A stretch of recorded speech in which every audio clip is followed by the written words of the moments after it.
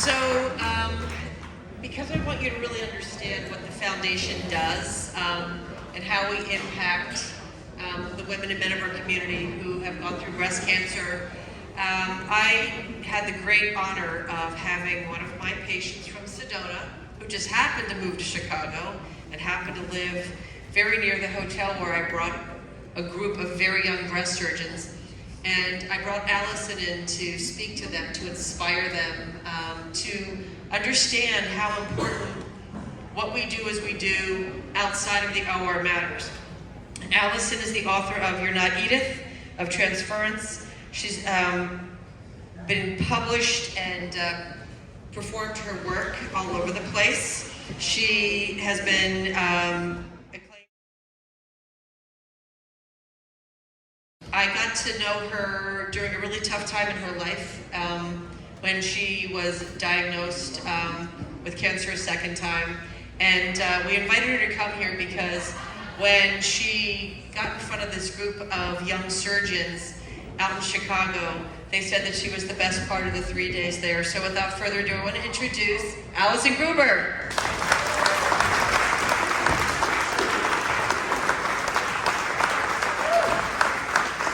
Beth was saying, I saw her in Chicago where I had recently moved to about 2 months ago. And at the end of the Chicago event, she approached me and she said, "Come to Philadelphia." And she walked away as she is wont, and she never came back again. And so I didn't hear anything for like weeks, and then all of a sudden I was getting a text that was window or aisle. So if Beth says to you, you're going to Sri Lanka, you're going to Sri Lanka, but it just might not be a little while until you get that text. So my name is Allison Gruber. I'm a writer, I'm not a comedian, so I apologize in advance for this being a little bit of a buzzkill, because I'm going to have to talk about things like cancer and divorce. And I was a teacher in the pandemic, and so it was interesting to hear the earlier two comedians' take on my professional life as an English professor, and that was what I wanted to be, and that's kind of how I saw myself. And I got married and came to Flagstaff, and there weren't all of these little liberal arts colleges dotting the landscape in Flagstaff, Arizona. There was like one university and high schools. And so I took a job at a high school, and I told my then wife, I said, I'm only going to stay here for the academic year, and then we're going back to Chicago. And what ended up happening was I fell in love with this school. It was an arts high school. We served the kind of kids that I used to be, like slightly weird, gifted, artistic, but weird. So I went into teaching in part because, aside from writing, my other passion in life is social justice. And when I grew up in the Chicagoland area, I saw a lot of things that I was uncomfortable with that related to education of young people and how that happened or how that didn't happen, depending on socioeconomic status and so forth.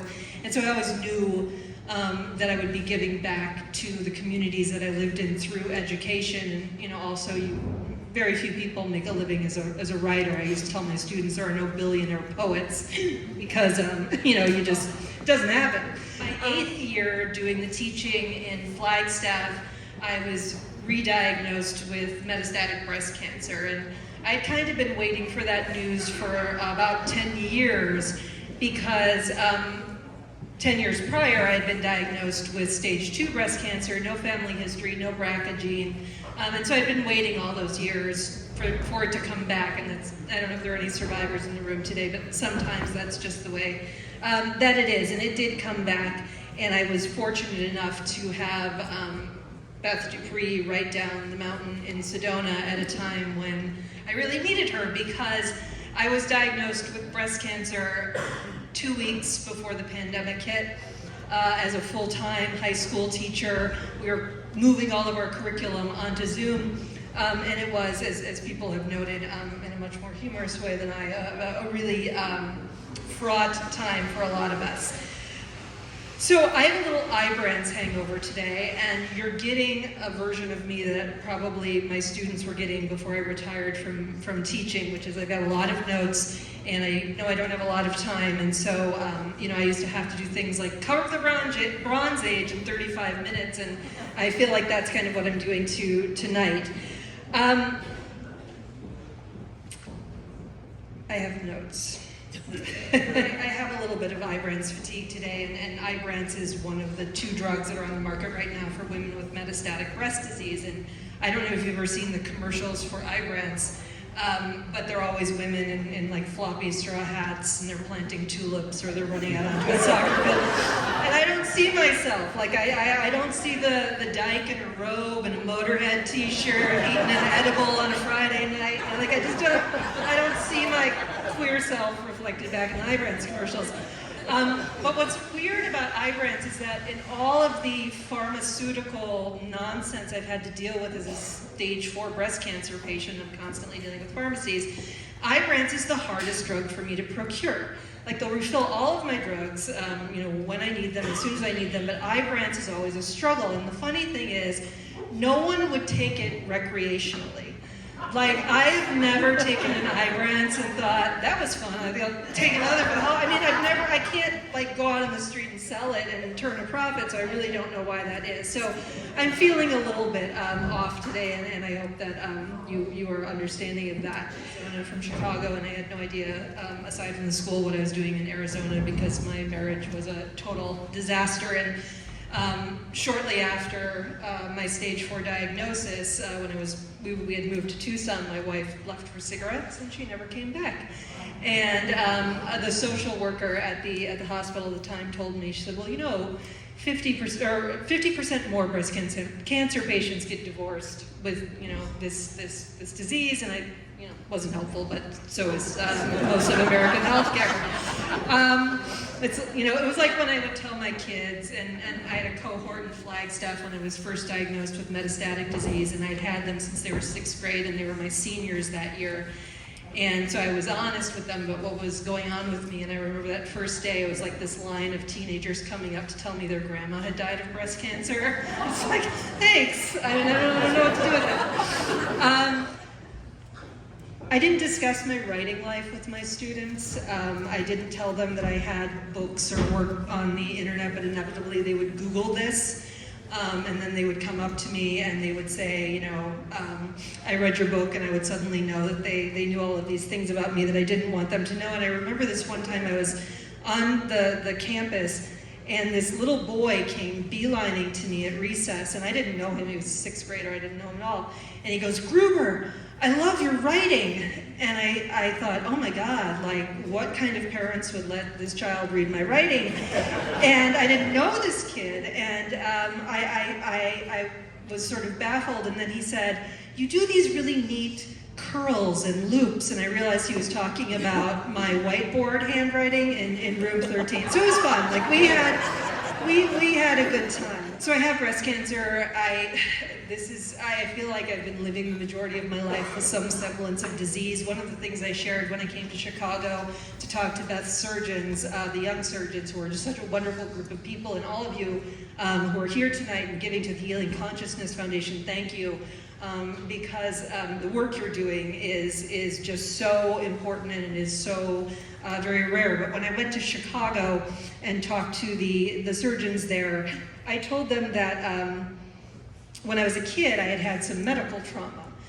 And by that I meant that when I was 14, I'd gone into the hospital to have a pretty routine surgical procedure, and then ended up getting staph infection and toxic shock infection, and basically I missed the entirety of my freshman year in high school. And I was raised in the Catholic Church. I don't mean to give the sisters all the trouble tonight. I love the sisters. I went to school post-Vatican II, so sisters were nice that they couldn't hit you anymore. So I remember the priest, old Father Pastic, coming to give me my last rites, and I remember how traumatic this time had been for my family and for me, but no doctors ever asked me about it. So I just went on with my life, and in the 80s and 90s, before people cared about kids' feelings, they just sent you out into the world. So this thing had happened to me, and they were like, okay, skedaddle, be good, get.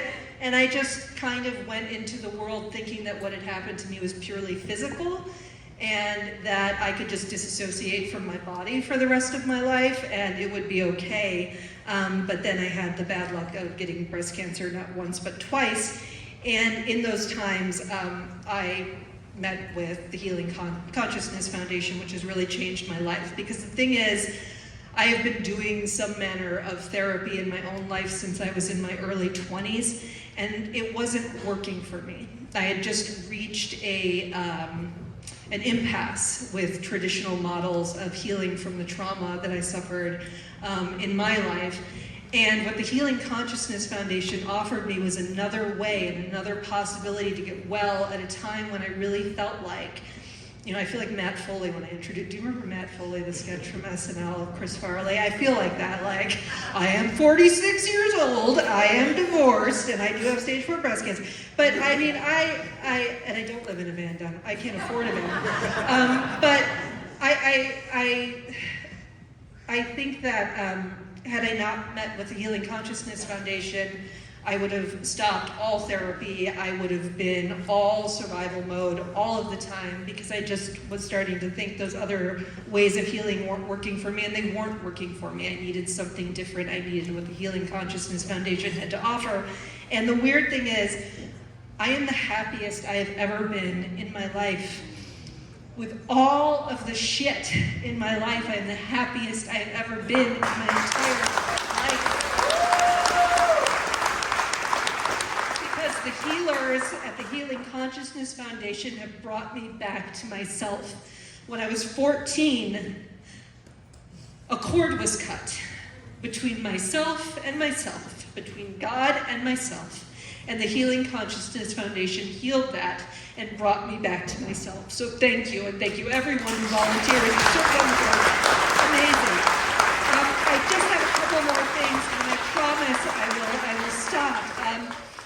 I was eyewitness, both as a teacher and as a breast cancer patient, to the pandemic and the political discord and what that did to the schools and to the hospitals from the inside out. I was in both of those worlds while I was going through early treatment for stage 4 metastatic disease. And what I can tell you is that because I had this surgeon who had told me that there was hope, even though I had heard the worst news ever, I was able to shepherd my last cohort of kids through that first year back on campus in a way that I don't think I would have been able to with my condition had it not been for some of that hope that was offered me. So I'm just going to wrap it up here because I'm looking at my notes and I'm thinking, I'm bored of myself right now. So I've told this story so many times, and I was telling somebody tonight, it might have been Jody. The Healing Consciousness Foundation made me think about the difference between what could heal me and what was medically necessary. And sometimes healing it doesn't fall under the umbrella of medically necessary in healthcare. We work on fixes, we work on cures, we work on patches for the wounds, but not so much about that healing that is lasting and that is intractable. As a Buddhist, I know how important it is to live in this moment, and I don't know what the fuck I'm trying to say. What I'm trying to say is that, you know what's not medically necessary? Poetry. Nobody ever gets up on a plane and says, oh my God, is there a poet on the plane? The guy on 3B is having a major fucking existential crisis. I need help.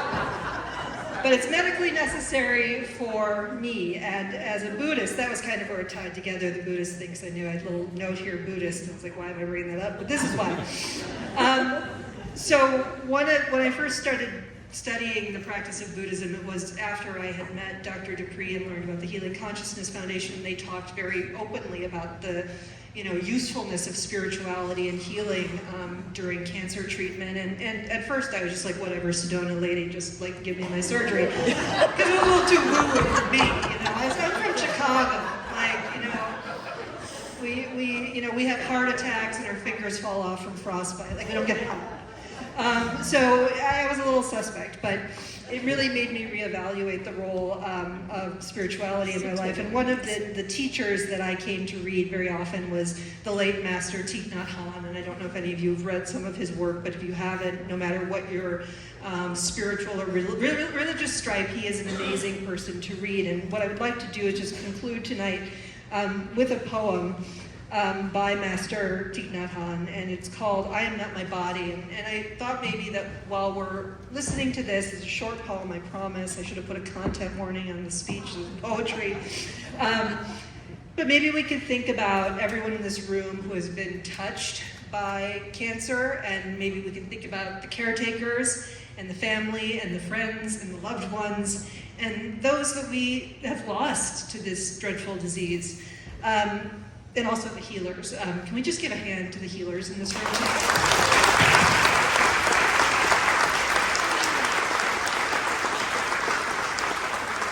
I Am Not My Body by Thich Nhat Hanh. This body is not me. I am not limited by this body. I am life without boundaries. I have never been born and I have never died. Look at the ocean and the sky filled with stars, manifestations from my wondrous true mind. Since before time I have been free. Birth and death are only doors through which we pass, sacred thresholds on our journey. Birth and death are a game of hide and seek. So laugh with me, hold my hand, let us say goodbye. Say goodbye to meet again soon. We meet today, we will meet again tomorrow. We will meet at the source every moment. We meet each other in all forms of life. Maybe we continue to meet each other in all forms of life and at the source. Thank you.